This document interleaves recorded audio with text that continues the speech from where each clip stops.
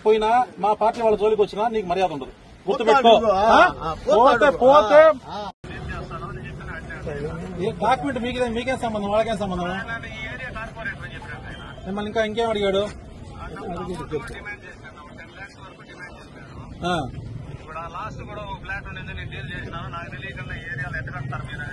అవన్నీ అడగల రమణ కాణిపాకం సత్యం నేను చేస్తాను.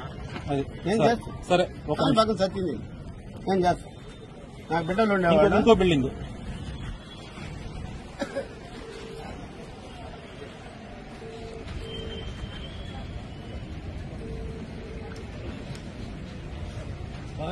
బుద్ధి బాగుంది.